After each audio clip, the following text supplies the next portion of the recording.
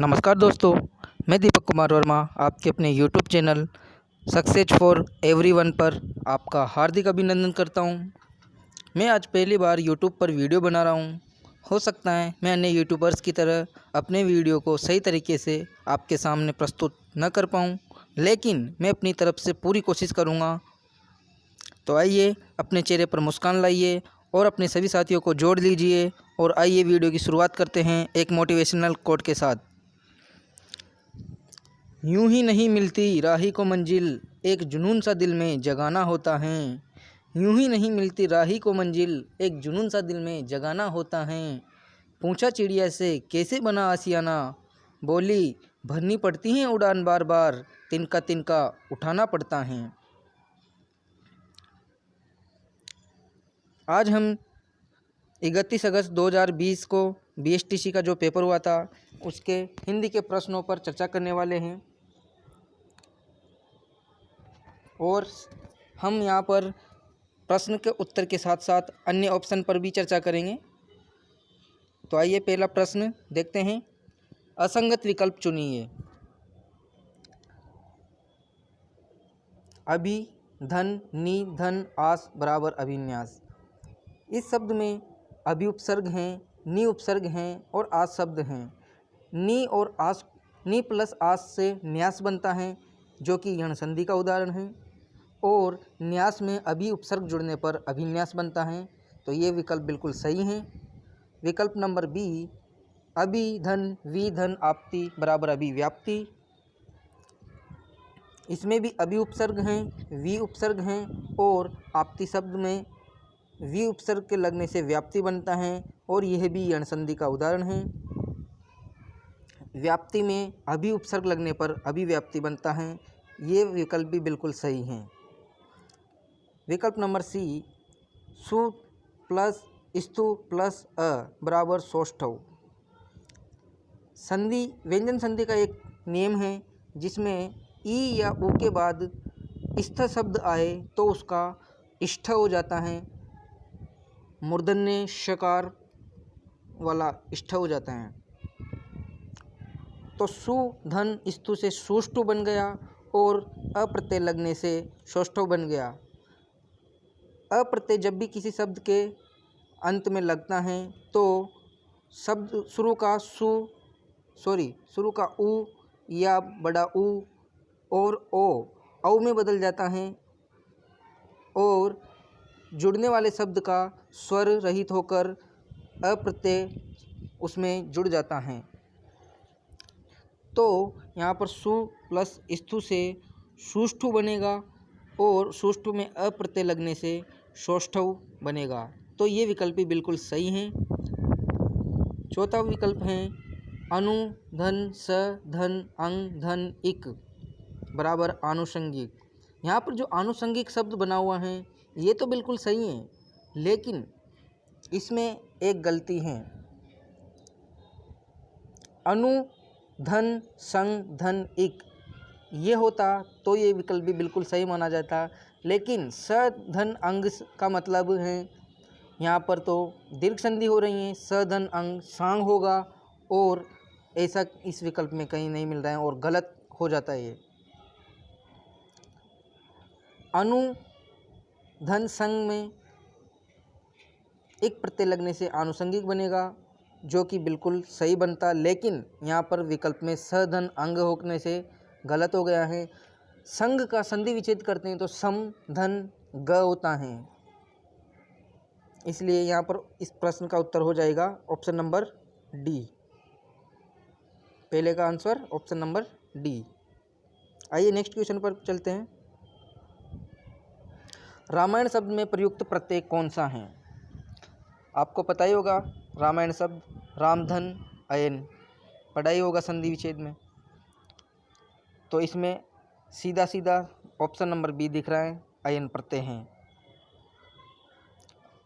राम, धन, अयन और अयन प्रत्यय हैं। आयन प्रत्यय आपको कंफ्यूज करने के लिए पहले ऑप्शन में डाला गया है, लेकिन यहाँ पर आयन प्रत्यय नहीं है। आयन प्रत्यय से बनने वाले शब्द हैं बादरायण,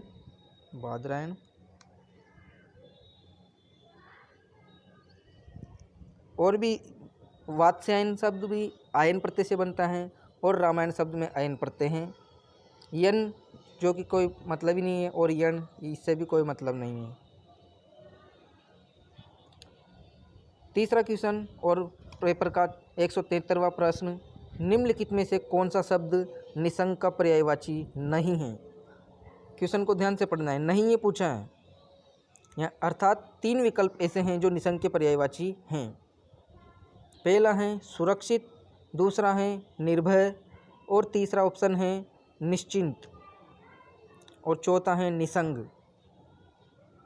निसंग शब्द का अर्थ होता है बिना शंका के, तो यहाँ पर निर्भय, सुरक्षित और निश्चिंत तीनों निसंग शब्द के पर्यायवाची हैं।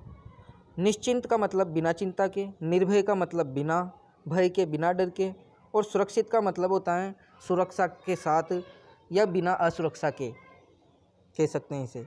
लेकिन निसंग का एक अलग ही अर्थ होता है। निसंग का अर्थ होता है बिना साथ के, जो कि अपने निसंग शब्द से मेल नहीं खा रहा है। तो ऑप्शन नंबर डी 173वें प्रश्न का सही उत्तर हो जाएगा।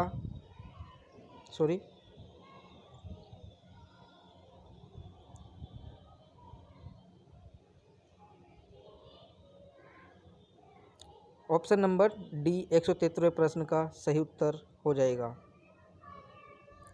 आइए नेक्स्ट प्रश्न पर चलते हैं।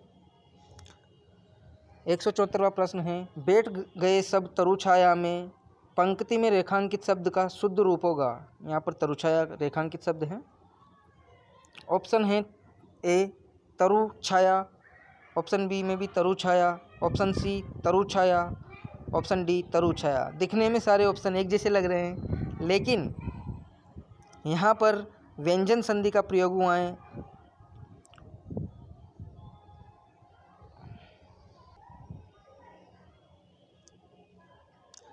किसी भी स्वर के बाद में छ वर्ण आए तो संधि करने पर छ से पहले च का आगम होता है और वो च हलंत होता है, मतलब आधा होता है। तो पहले ऑप्शन में क्या गलती है? पहले ऑप्शन में तरु में रू के ऊ की मात्रा लगी हुई है, वो बड़ी ऊ की मात्रा लगी है, जो कि गलत है। दूसरे ऑप्शन में और प्रश्न में दिए गए तरुछाया में कोई अंतर ही नहीं है, तो ऑप्शन नंबर बी तो ऐसे भी नहीं हो सकता।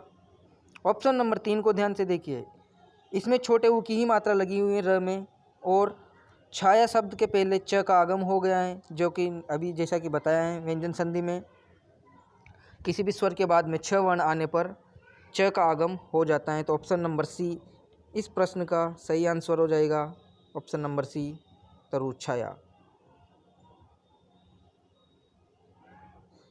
प्रसिद्ध उपन्यास गोदान के लेखक हैं। ये प्रश्न व्याकरण से संबंधित नहीं है, ये हिंदी के साहित्य से भाग से लिया गया है। प्रसिद्ध उपन्यास गोदान के लेखक हैं, आपने पढ़ाई होगा, सुनाई होगा, बहुत चर्चित उपन्यासकार हैं प्रेमचंद जी। गोदान उपन्यास के लेखक प्रेमचंद जी हैं, तो ऑप्शन नंबर हो जाएगा बी। प्रेमचंद जी के और भी उपन्यास है सेवा सदन, जो कि उनका प्रथम उपन्यास है, और इनके और भी उपन्यास है निर्मला, कर्मभूमि, रंगभूमि, गबन आदि, ये प्रेमचंद के उपन्यास है। शरद चंद्र, देखो यहाँ पर शरद चंद्र लिखा हो, इसमें भी अशुद्धि है। शरद चंद्र होता है ये ऐसे शरद चंद्र,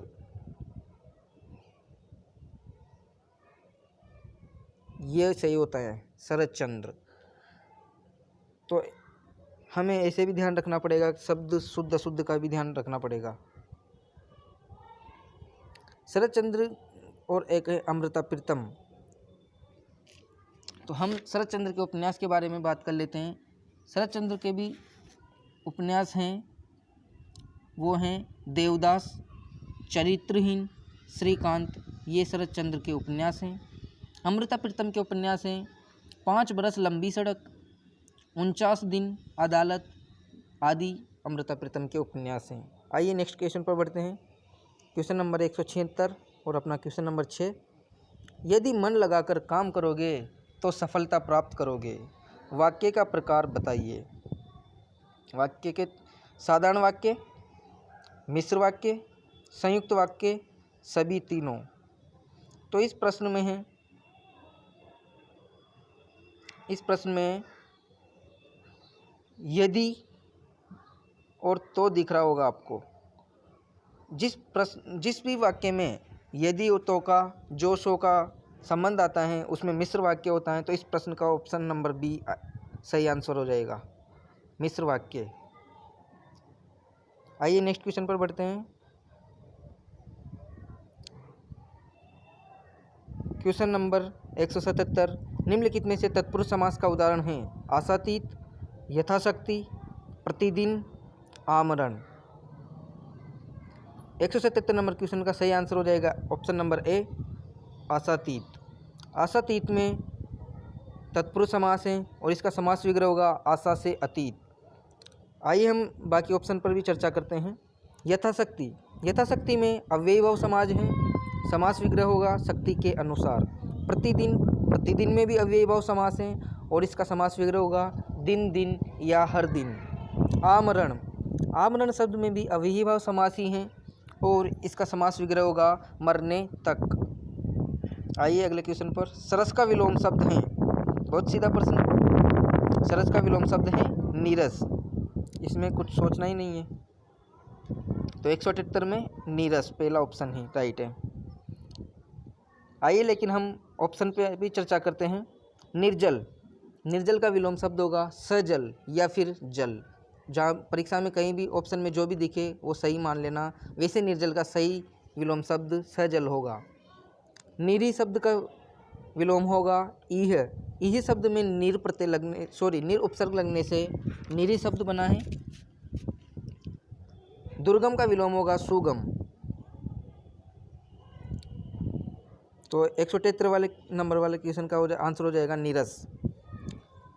179 क्वेश्चन, सोने में सुगंध मुहावरे का सही अर्थ है? आपने एक मुहावरा सुना होगा सोने में सुहागा, ये मुहावरा वही है, इसको थोड़ा सा घुमा दिया है। सोने में सुगंध, सुगंध युक्त आभूषण, बी सुंदर आभूषण, सी सुंदर वस्तु में और गुण होना, डी सुगंधित सोना। तो देखो यहाँ पर सुगंध युक्त आभूषण ऐसा कोई ऑप्शन ऐसा कोई मुहावरे का अर्थ होता ही नहीं है। क्या आभूषण में सुगंध आती है? नहीं आती ना। सुंदर आभूषण, तो सोने में सुगंध वही सोने में सुहागा, इसका सही ऑप्शन हो जाएगा ऑप्शन नंबर सी, सुंदर वस्तु में और गुण होना। जो वस्तु पहले से सुंदर थी उसको और सुंदर होना, उसमें और गुण होना। तो ये हो जाएगा ऑप्शन नंबर सी।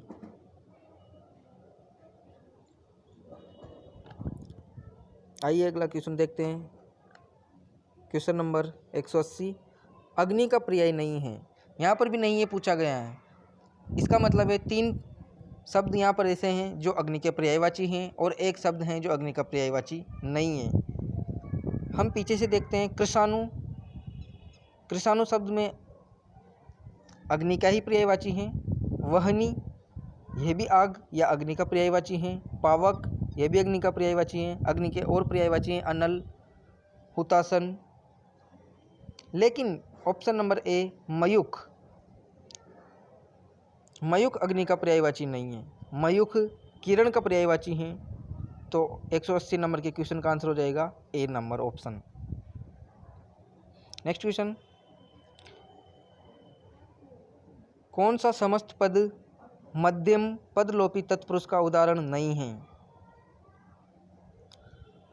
समास में मध्यम पदलोपी तत्पुरुष का उदाहरण नहीं पूछा है। मतलब यहाँ पर भी 3 ऑप्शन ऐसे हैं जो मध्यम पदलोपी तत्पुरुष के हैं और एक नहीं है। पंचक्की, पंचक्की इसमें मध्यम पदलोपी तत्पुरुष है। मध्यम पदलोपी तत्पुरुष समास का मतलब होता है जिसमें कारक चिन्हों के साथ साथ अन्य पद का भी लोप हुआ रहता है, वो मध्यम पदलोपी तत्पुरुष समास होता है। पंचक्की, पंचक्की का समास विग्रह होगा पानी से चलने वाली चक्की। तो इसमें से कारक चिन्ह और चलने वाली इन शब्दों का लोप हो रखा है। तो पंचक्की में मध्यम पदलोपी तत्पुरुष समास है। वन मानुष में भी वन मानुष में भी मध्यम पदलोपी तत्पुरुष समास है। मधुप, मधुप का अर्थ होता है मधु को पीने वाला अर्थात भ्रमर। तो इसमें हम बहुव्रीहि समास भी देखते हैं और साथ ही साथ इसमें हम तत्पुरुष समास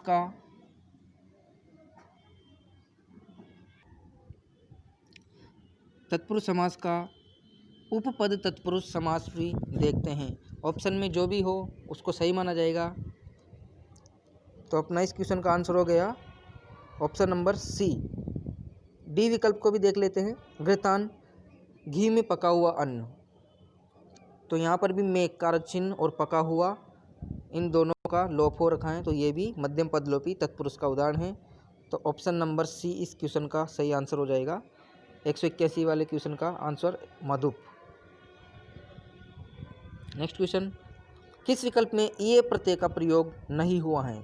ईय प्रत्यय का प्रयोग नहीं हुआ है अर्थात 3 विकल्प ऐसे हैं जिसमें ईय प्रत्यय का प्रयोग हुआ है और एक विकल्प ऐसा है जिसमें ईय प्रत्यय का प्रयोग नहीं हुआ है। आइए देखते हैं। Option number A पाणिनीय। पाणिनीय शब्द में ईय प्रत्यय दिखाई दे रहा है हमें।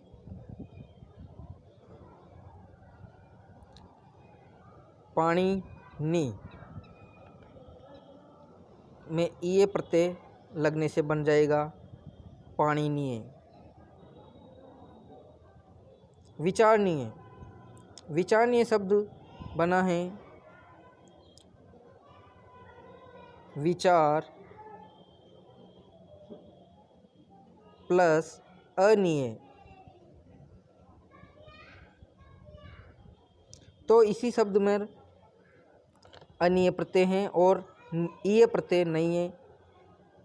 आइए तीसरा ऑप्शन भी देखते हैं, मानवीय। मानव शब्द में ईय प्रत्यय लगने से मानवीय बनाएं। मानव प्लस ईय, इससे मानवीय बन जाता है। ऑप्शन नंबर डी है भवदीय। भवदीय में भी ईय प्रत्यय है। भवत यह हलंत होता है प्लस ईय, इससे मिलकर भवदीय बन जाता है। तो इस क्वेश्चन में आंसर हो जाएगा ऑप्शन नंबर बी विचारणीय। विचारणीय शब्द में अनीय प्रत्यय हैं। नेक्स्ट क्वेश्चन, एक अकेला 2/11 का अर्थ है। ये एक मुहावरा है, ये एक लोकोक्ति है। एक अकेला 2/11 का अर्थ है एक प्रवृत्ति का नहीं होना। नहीं, ऐसा कुछ इसका अर्थ नहीं निकल रहा है। संगठन में शक्ति होती है, हाँ ये हो सकता है। झगड़ा दोनों ओर से होता है, नहीं ये भी इसका कोई अर्थ निकाल नहीं रहा है एक अकेला 2/11 का। चालाक को चालाक से काम पड़ना, ये भी इसका सही आंसर नहीं है। तो इसका सही आंसर है ऑप्शन नंबर बी। 1 और 11 होता है ना, वही है ये 1 और 11 अर्थात संगठन में शक्ति होती हैं। यहाँ पर 1 और 11 की जगह दे दिया गया है एक अकेला 2/11 अर्थात एक व्यक्ति अकेला और 2 होने पर वो 11 के बराबर हो जाता है अर्थात संगठन में शक्ति होती है। अगला क्वेश्चन नंबर 184, वह हथियार जो हाथ में थाम कर चलाया जाता है। वाक्यांश के लिए एक शब्द है, वाक्यांश के लिए एक शब्द बताना है। वह हथियार जो हाथ में थाम कर चलाया जाता है उसे हम कहते हैं शस्त्र, और जो हाथ से फेंक कर चलाया जाता है उसे कहते हैं अस्त्र।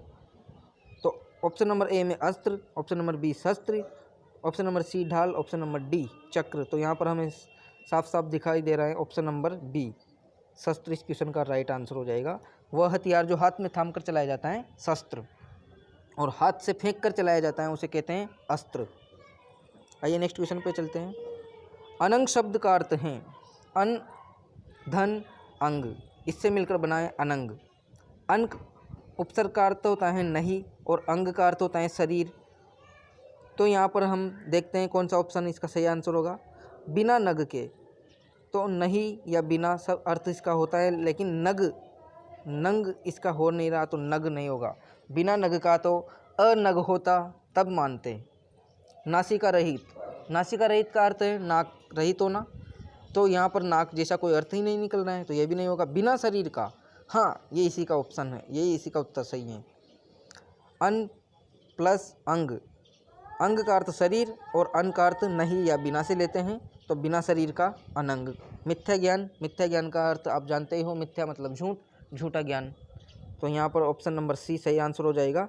185 नंबर क्वेश्चन का सही आंसर हो जाएगा, सॉरी, बिना शरीर का, option number C. Next question पर बढ़ते हैं। वाक्यांश के लिए एक शब्द के संदर्भ में असंगत चुनिए जिसे क्रय किया गया हो। कृत, जिसका हाथ बहुत तेज चलता हो। क्षिप्रहस्त, सुंदर और लंबे बालों वाली स्त्री। विकेशनी, जो कृत्रिम वेश धारण कर लेता है। छद्मी। इस प्रश्न में थोड़ा डाउट है क्योंकि इसमें चारों ही ऑप्शन सही लग रहे हैं। जिसे क्रय किया गया हो उसे कृत कहते हैं, ऑप्शन नंबर ए बिल्कुल सही है। जिसका हाथ बहुत तेज चलता हो उसे क्षिप्रहस्त कहा जाता है, ऑप्शन नंबर बी भी बिल्कुल सही है। सुंदर और लंबे बालों वाली स्त्री को विकेशिनी या केशिनी कहा जाता है, ऑप्शन नंबर सी भी सही है। जो कृत्रिम वेश धारण कर लेता है उसे वैसे तो छद्मवेशी कहा जाता है, लेकिन यहाँ पर छद्मी भी सही लग रहा है। इस क्वेश्चन में थोड़ा डाउट है, तो फाइनल आंसर की आएगी, उसी से पता चलेगा कि इसका क्या आंसर मानते हैं, वरना इसका छद्मवेशी सही आंसर होगा, जो कृत्रिम वेश धारण कर लेता है। अगला क्वेश्चन, निम्न में से अशुद्ध वाक्य का चुनाव कीजिए। इनमें से 4 में से एक अशुद्ध हैं, बाकी 3 शुद्ध वाक्य हैं। किसी और अन्य से परामर्श लीजिए। कृपया अपना वक्तव्य प्रदान कर अनुग्रहित करें। हम सब में मानवीय दुर्बलताएं हैं। मैं निरंतर कार्य करने का अभ्यस्त हूँ। तो हमें यहाँ पर पहले ऑप्शन में पता चल रहा है किसी और अन्य से परामर्श लीजिए। क्या ये वाक्य शुद्ध लग रहा है आपको? किसी अन्य से परामर्श लीजिए, या तो ये होना चाहिए था, या किसी और से परामर्श लीजिए, या ये होना चाहिए था। तो यहाँ पर पहला ही ऑप्शन इस प्रश्न का आंसर हो जाएगा। कृपया अपना वक्तव्य प्रदान कर अनुग्रहित करें, ये सही वाक्य हैं। हम सब में मानवीय दुर्बलताएं हैं, ये भी शुद्ध वाक्य हैं। मैं निरंतर कार्य करने का अभ्यस्त हूँ, ये भी शुद्ध वाक्य हैं। तो 187 का आंसर हो जाएगा ऑप्शन नंबर ए, किसी और अन्य से परामर्श लीजिए, ये अशुद्ध वाक्य हैं। 188 वाक्जाल का संधि विच्छेद होगा। वाक प्लस जाल, वाक प्लस जाल, वाग प्लस जाल, और ये ऑप्शन दिख नहीं रहे हैं। इसका उत्तर वैसे है भी नहीं डी नंबर का। संधि में हम पढ़ते हैं कि संधि में प्रथम शब्द का अंतिम वर्ण में वर्ग का पहला वर्ण आए और उसके बाद वर्ग का तीसरा चौथा या यर लवह प्लस सभी स्वर आए तो पहले वर्ण का तीसरे में बदल जाता है। अर्थात क का ग में, च का ज में, ट का ड में, और त का द में, और प का ब में बदल जाता है। तो यहाँ पर वाक प्लस जाल, प्रथम शब्द का अंतिम वर्ण क है और उसके बाद में जाल अर्थात किसी वर्ग का ज शब्द तीसरा वर्ण है। तो इसमें संधि, व्यंजन संधि का पहला नियम लगता है, तो वाकजाल, इसका ऑप्शन नंबर ए पहला ही क्वेश्चन ऑप्शन सही है। 188 में ए। 189 विद्याधन शब्द में कौन सा समास है? विद्याधन कर्मधारय, तत्पुरुष, अव्ययभाव, द्वंद्व। तो विद्याधन में कर्मधारय समास है, समास विग्रह होगा विद्या रूपी धन। तो 189 में ऑप्शन नंबर ए। 190 कवि का स्त्रीलिंग शब्द हैं कवित्री, कवियत्री, कवियित्री, कवियित्री। अब देखो इस क्वेश्चन को पढ़ो, इसमें यहाँ पर लिंग स्त्रीलिंग नहीं पूछा है, यहाँ पर पूछ रहे हैं ये शुद्ध अशुद्ध शब्द पूछ रहे हैं। स्त्रीलिंग शब्द पूछ रहे हैं वैसे तो, लेकिन यहाँ पर उसका पूछने का मुख्य उद्देश्य है शुद्ध अशुद्ध शब्द पूछना। तो 190 में देखते हैं कवित्री, ऐसा कोई शब्द ही नहीं होता। कवियत्री, ऑप्शन नंबर बी में जो कवियत्री दे रखा है ये, और कवियत्री तीसरे ऑप्शन सी, इन दोनों में कंफ्यूज रहती हैं सभी को। तो ये क्वेश्चन कई बार भी आ चुका है परीक्षा में। इसका ऑप्शन नंबर सी सही आंसर हो जाएगा। कवियत्री ये शुद्ध होता है, न कि ऑप्शन नंबर बी, ये गलत है। कवियत्री कवि का स्त्रीलिंग होता है और शुद्ध अशुद्ध में भी ध्यान रखना इसका। 191 नंबर का क्वेश्चन, वाक्यांश के लिए एक शब्द है, संदर्भ में संगत को चुनिए। किसी एक को संगत को चुनना है, बाकी 3 इसमें असंगत दिए हुए हैं। पहले पढ़ा था उसमें 3 संगत थे और 1 असंगत था। देखते हैं। पहला, जिसकी ईप्सा की गई हो ईशान नहीं, जिसकी ईप्सा की गई हो उसे ईशान नहीं कहते। जिसकी ईप्सा की गई हो उसे कहते हैं ईप्सित। उसे क्या कहते हैं? ईप्सित।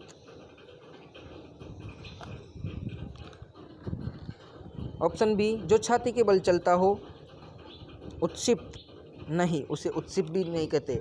जो छाती के बल चलता हो उसे कहते हैं उरग या सांप। उरग कहते हैं जो छाती के बल चलता हो, उत्क्षिप्त नहीं। जिसकी दोनों पक्षों में निष्ठा हो उभयनिष्ठ। हाँ, ये बिल्कुल सही उत्तर है। जिसकी दोनों पक्षों में निष्ठा हो उसे उभयनिष्ठ कहा जाता है। ऑप्शन नंबर डी भी देख लेते हैं। जो अच्छे कुल में उत्पन्न हो कृतार्थ, ये भी बिल्कुल गलत है। जो अच्छे कुल में उत्पन्न होता है उसे कुलीन कहा जाता है, कृतार्थ नहीं। तो यहाँ पर हमने तीनों ऑप्शन को भी देखा, साथ ही हम यहाँ पर ईशान, उत्क्षिप्त और कृतार्थ के लिए वाक्यांश के लिए एक शब्द कौन सा हो सकता है उसे भी देखते हैं। उत्तर पूर्व के बीच की दिशा को, उत्तर पूर्व के बीच की दिशा को ईशान कहा जाता है। जो छाती के बल चलता है वो तो उरग है ही। उत्क्षिप्त किसे कहते हैं? उत्क्षिप्त कहा जाता है फेंका हुआ, ऊपर उछाला हुआ। हिंदी में वर्ण पढ़ते हैं ढ़ ढ, वो उत्क्षिप्त व्यंजन कहलाते हैं। तो उत्क्षिप्त का अर्थ होता है फेंका हुआ या ऊपर उछाला हुआ या ऊपर फेंका हुआ। और कृतार्थ किसे कहते हैं? कृतार्थ कहते हैं किसी की कृपा से पूरी तरह जो संतुष्ट होता है उसे कृतार्थ कहते हैं। तो यहाँ पर हमने 7 वाक्यांश के लिए एक शब्दों को यहाँ पर एक साथ समझा। आइए नेक्स्ट क्वेश्चन पर बढ़ते हैं। निम्न शब्दों में किसकी वर्तनी शुद्ध है? अनुग्रहित, अनुग्रहित, अनुग्रहित, अनुग्रहित। तो यहाँ पर चारों ऑप्शन एक जैसे ही दिखाई दे रहे हैं। तो मैं आपको बता दूं यहाँ पर ऑप्शन नंबर डी इस क्वेश्चन का सही आंसर हो जाएगा, अनुग्रहित। अब अगर अनुग्रह शब्द आए तो ये अनुग्रह सही है बिल्कुल, और ये अनुग्रह गलत है। अगर आपसे अनुग्रह शब्द पूछा जाए तो ऊपर वाला सही है, और अनुग्रहित शब्द पूछा जाए तो ये ऑप्शन नंबर डी सही है। इसमें इत प्रत्यय लगने से अनुग्रहित हो जाता है। नेक्स्ट क्वेश्चन देखते हैं। निम्न में से संधि के संबंध में सही विकल्प का चयन कीजिए। परिय प्लस कार परिष्कार, प्रो प्लस उज्ज्वल प्रो प्लस ज्वल प्रोज्वल, कृपा प्लस आचार्य कृपाचार्य, नी प्लस स्थूर निष्ठुर। तो ऑप्शन नंबर ए में परित प्लस कार, ये विसर्ग संधि का उदाहरण दे रखा है, तो ये गलत है। परिष्कार में व्यंजन संधि है, परि प्लस कार होता है। व्यंजन संधि का एक नियम कहता है परि के बाद क वर्ण आने पर षटकोण वाले का आगम हो जाता है। तो यहाँ पर परिकार होता तो सही मानते हैं, सही नहीं है। Option number B pro plus ज्वल, प्रो और ज्वल मिलकर कौन सी संधि का निर्माण कर रहे हैं? ये तो बिल्कुल गलत है। ये होता प्र प्लस उज्ज्वल, प्र प्लस उज्ज्वल।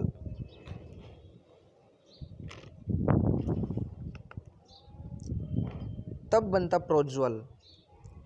तो ऑप्शन नंबर बी भी गलत है। ऑप्शन नंबर सी कृपा प्लस आचार्य कृपाचार्य, यहाँ पर दीर्घ संधि कृपा में आ और आगे आ मिलकर दोनों आ हो रहा है, और कृपाचार्य। तो ये ऑप्शन नंबर सी बिल्कुल सही है। लेकिन इस क्वेश्चन में देखने लायक चीज़ ये भी है, नी प्लस स्थूर, ये भी बिल्कुल सही ऑप्शन है। नी प्लस स्थूर का निष्ठुर बनता है।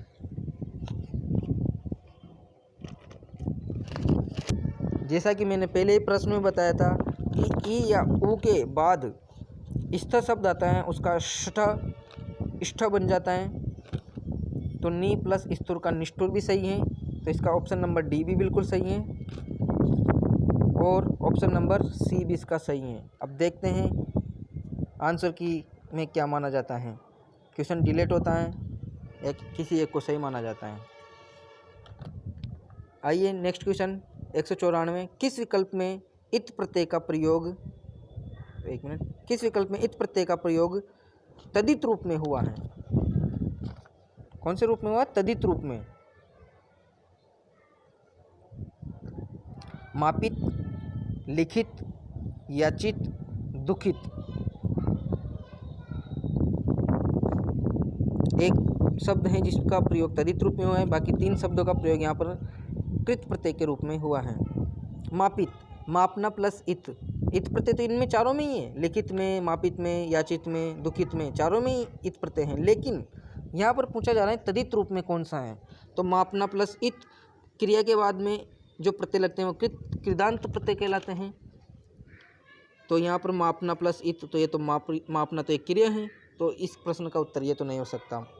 लिखित, लिखना प्लस इत, तो इसमें भी कृत प्रत्यय का प्रयोग हुआ है, तदित का नहीं। याचित, याचना प्लस इत, यहाँ पर भी कृत प्रत्यय का प्रयोग हुआ है, तदित का नहीं। दुखित, तदित प्रत्यय वो होता है जिसमें संज्ञा, सर्वनाम या विशेषण के साथ लगकर शब्द बनता है। दुख एक भाववाचक संज्ञा है और दुख में इत प्रत्यय लगने से दुखित बना है, और यही इस प्रश्न का सही आंसर हो जाएगा, दुखित। नेक्स्ट क्वेश्चन 195 नंबर, अवधूत का अर्थ है अनाहूत, मस्त और फक्कड़, अवध का रहने वाला, अवधि बोलने वाला। तो देखिए यहाँ पर अनाहूत का अर्थ होता है बिन बुलाया, आहूत का मतलब होता है बुलाया हुआ, और अन उपसर्ग लगने से अनाहूत बन जाता है और इसका अर्थ होता है बिन बुलाया। अवध का रहने वाले को बोलेंगे अवधवासी, तो ये भी नहीं है। तो मस्त और फक्कड़ इसका सही उत्तर हो जाएगा। अवधूत का अर्थ होता है मस्त और फक्कड़। अवधि बोलने वाला समझ गए होंगे, अवधि भाषा बोलने वाला। 196 नंबर, निम्नलिखित में से कौन सा शब्द निरुपसर्ग से नहीं बना? निर्वचन, निर्वाह, निरत, निर्मूल। 3 शब्द ऐसे हैं जो निरुपसर्ग से बने हैं, एक शब्द निरुपसर्ग से नहीं बना हुआ है। निर्वचन, बिना वचन के, निर प्लस वचन, तो इसमें निरुपसर्ग है, बिल्कुल सही है। निर्वाह, निर प्लस वाह, इसमें भी निरुपसर्ग लगा हुआ है वाह शब्द में। निरत, इसमें निर प्लस त ऐसा कोई, निर प्लस अत ऐसा कोई शब्द नहीं बनेगा, इसमें नि उपसर्ग हैं और रत शब्द हैं, तो इसका उत्तर यही हो जाएगा। निरत में नि उपसर्ग प्लस रत शब्द। रत का अर्थ होता है लीन, लीन होना, किसी चीज़ में लीन होना, डूबना, इसमें नि उपसर्ग हैं। और डी ऑप्शन है निर्मूल, बिना मूल के, निर प्लस मूल, बिना मूल के, तो इसमें सही उत्तर हो जाएगा ऑप्शन 196 नंबर के क्वेश्चन में सही उत्तर हो जाएगा सी, निरत। नेक्स्ट क्वेश्चन, अशुद्ध शब्द का चयन कीजिए। पीड़ित, जड़मती, योगरूढ़, निरोगी। इस क्वेश्चन को छोड़ देते हैं क्योंकि इसके ऑप्शन कंफ्यूज करने वाले हैं सारे ही। पीड़ित, जड़मती, योगरूढ़, निरोगी। वैसे तो इसमें ऑप्शन नंबर डी तो बिल्कुल गलत है। रोगी शब्द तो बिल्कुल सही होता है, लेकिन निरोगी जैसा कोई शब्द नहीं होता। निरोग शब्द होता है और उसमें भी बड़े ई की मात्रा आती है, निरोग, ये शब्द शुद्ध होता है। तो इसमें ऑप्शन नंबर डी भी अशुद्ध है। इसमें पीड़ित भी अशुद्ध लग रहा है और इसमें जड़मती और योगरूढ़ में भी असमंजस की स्थिति है, तो इस क्वेश्चन को हम छोड़ देते हैं। 198 नंबर के क्वेश्चन पर आइए। द्वंद्व समास के भेदों के संदर्भ में असंगत चुने। द्वंद्व समास, गंगा यमुना इतरेतर द्वंद्व, कृष्णा अर्जुन वैकल्पिक द्वंद्व, इकहत्तर इतरेतर द्वंद्व, बाल बच्चा समार द्वंद्व।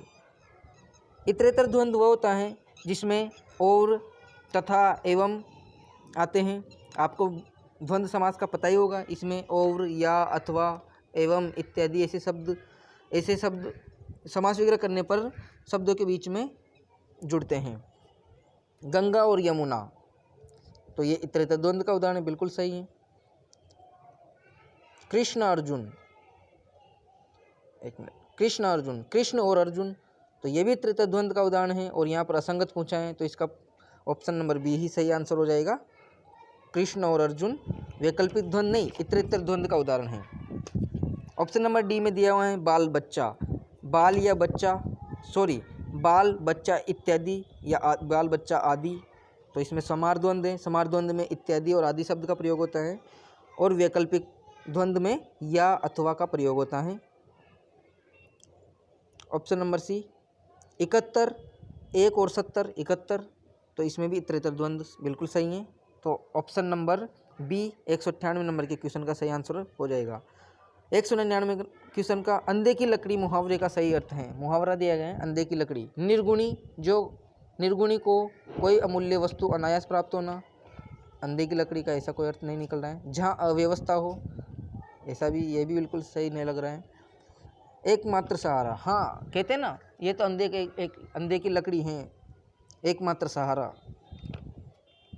तो इसका ऑप्शन नंबर सी 199 नंबर के क्वेश्चन का ऑप्शन नंबर सी बिल्कुल सही उत्तर। प्राप्त न होने पर उस वस्तु को बेकार बताना, ये भी इसका उत्तर नहीं है।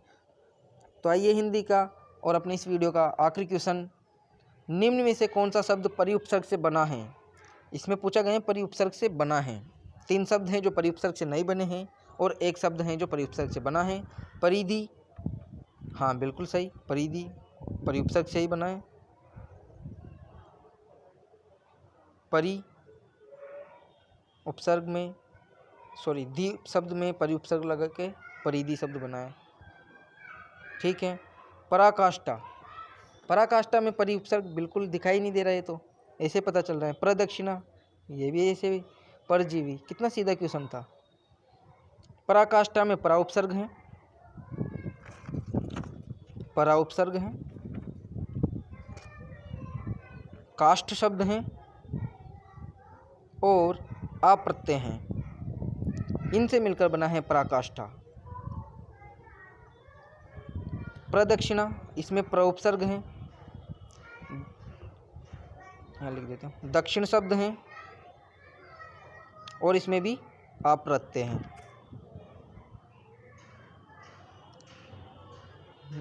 परजीवी शब्द में परोपसर्ग हैं, जीव शब्द हैं और ई प्रत्यय हैं, इससे मिलकर बना है परजीवी। तो दोस्तों, हमने यहाँ पर हिंदी के 30 प्रश्नों का व्याख्या सहित, विश्लेषण सहित आंसर देखे।